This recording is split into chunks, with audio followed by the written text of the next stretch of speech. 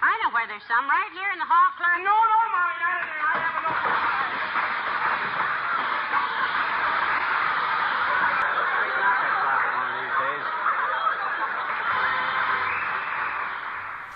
My daughter was antiquing and ran across this clock.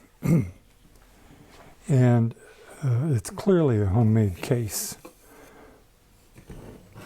Interesting, it's hard to tell. It was made some years back, I think. Probably a shop project. I don't know, but the clock case wasn't what interested her. What interested her was the fact that it was a Hammond Junior clock from the 30s or 40s, because she loves that vintage clock. And so she looked in the back and found a rat's nest of a power cord, but this old Hammond clock movement, which is back here, and it appears to have its case intact, which would be really nice. The case would be really hard to replace. So hopefully someone just cut a round hole in the front here and sat the clock in back for some reason. And what I want to do today is, she sent it to me to remove it from the case and to see if the clock works. And I just noticed some printing on the inside right here. Ah, okay. So this isn't a high school shop project. This is something actually made by an organization called Rustic Specialty Products. Stamped right there. Rustic Specialty Products. I don't know if you can see that or not. Pardon me. Allergies. So this is a repurposed clock movement inside a rather dodgy, although some might like it, I guess, rustic looking new housing. So what I'm going to do for starters is, this is a Hammond spin to start too.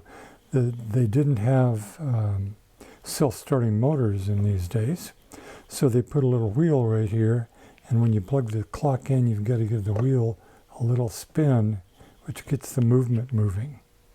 So anyway, I'm going to take this out of this handsome case from the Rustic Specialty Products Company, and we'll see if this is a whole clock.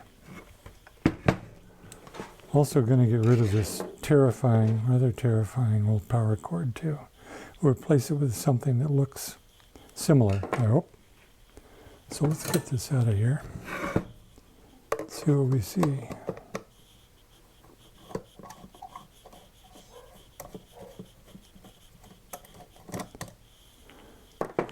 Although it appears there was just one screw holding it in place, there's another screw hole right there, which says to me that it was probably held in place by two at one point or another. So let's see what's back here.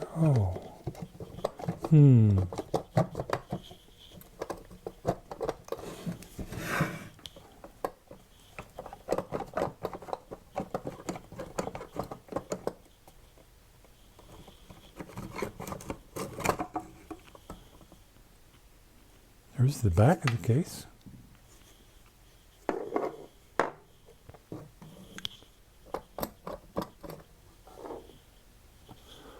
Looks like it's held in by two screws right here and here.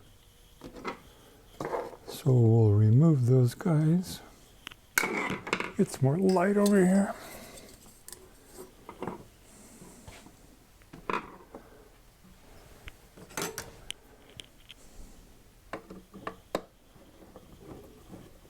What I'm hoping is the clock face is in good shape.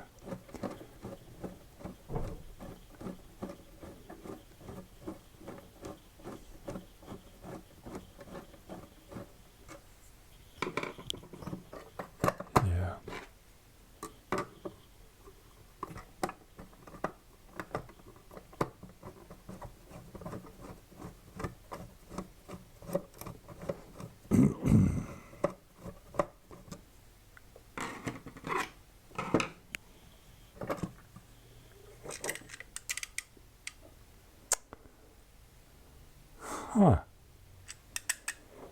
How curious.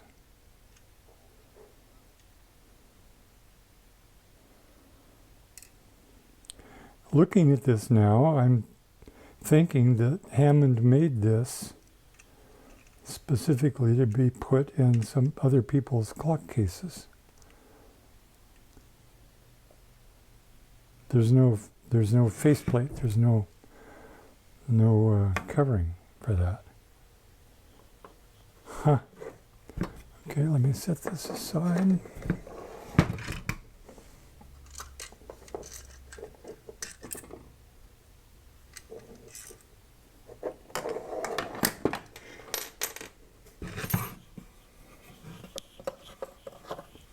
There's the glass.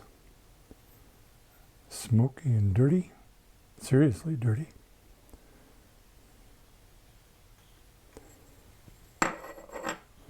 And the bezel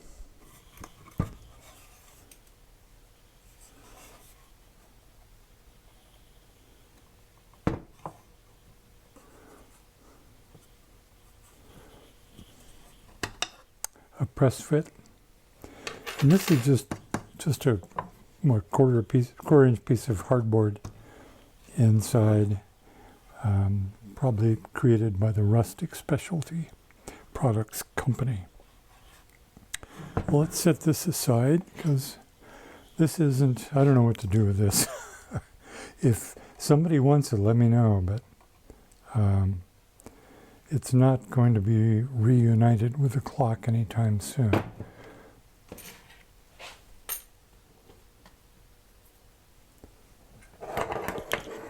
So we have a clock movement.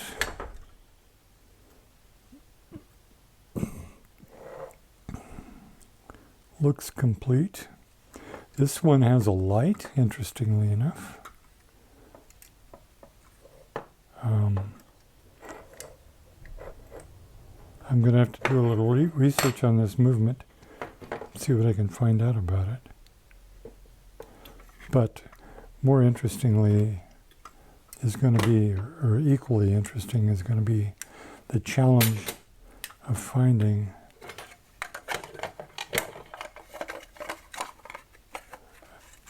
a case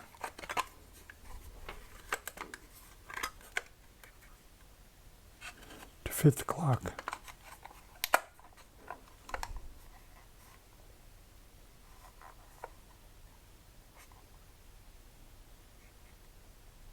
Huh. We'll see. Here's some more information on the clock itself. This clock is guaranteed to keep as accurate time as the Hammond synchronous clock, except that it will not run through current interruptions.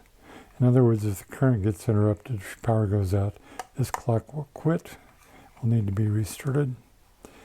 It appears to be a Bakelite case with a crack right through here. That looks like it's been glued. And no front. Okay, well, I'm going to have to start by doing some research on Hammond clock cases, seeing if this one is unique or they made a ton of them. I don't know. It's kind of a classy little shape, but it has no front. I'm happy the glass is in pretty good shape. Couple of nicks, but overall in pretty good shape.